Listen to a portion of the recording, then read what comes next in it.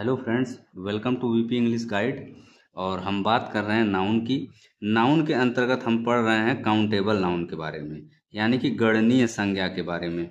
इसके अंतर्गत पिछले वीडियो में हमने दूसरे नाउन की बात कर ली, जिसका नाम था कॉमन नाउन। आज हम बात करेंगे तीसरे काउंटेबल नाउन की, जिसको हम कलेक्टिव नाउन के रूप में जानते हैं। कलेक्टिव नाउन यानी कि समूहवाचक संज्ञा। तो आइए अब हम समझते हैं कि कलेक्टिव नाउन की डिफिनीशन क्या होती है। फ्रेंड्स, वह नाउन जो व्यक्तियों अथवा अन्य प्राणियों के समूह यानी ग्रुप तथा वस्तुओं के संग्रह यानी कलेक्शन को दर्शाता है, कलेक्टिव नाउन कहलाता है। तो ये हो गई कलेक्टिव नाउन की डिफिनीशन। अब हम कलेक्टिव नाउन के कुछ एग्जाम्पल्स की बात करेंगे। तो सबसे पहले हम बात करेंगे ग्रुप ऑफ पर्सन्स की, यानी व्यक्तियों के समूह की। जैसे इसके अंतर्गत पहला example, A team of players, यानी खिलाड़ियों का एक समूह या खिलाड़ियों की टीम। तो ये किसके अंतर्गत आ गई? ये आ गई कलेक्टिव नाउन के अंतर्गत। इसी तरह से सेकंड एग्जाम्पल की बात करें, ए क्रू ऑफ सेलर्स, यानी नाविकों का दल।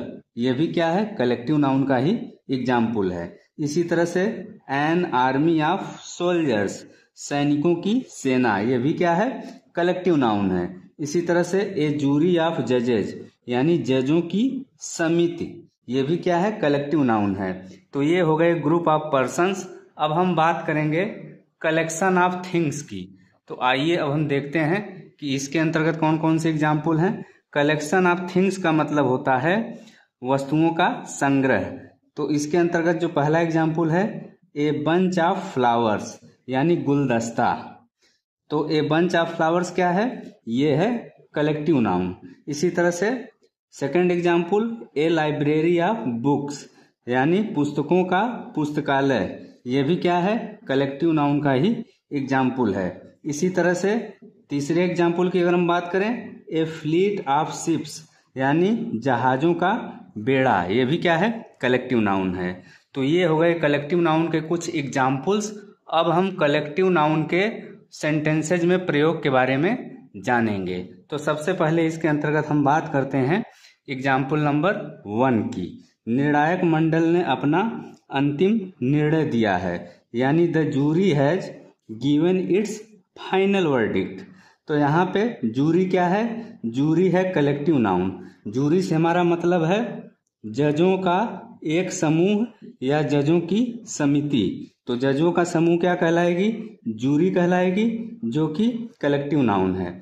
इसी तरह से अब हम बात करेंगे सेकंड एग्जाम्पल की।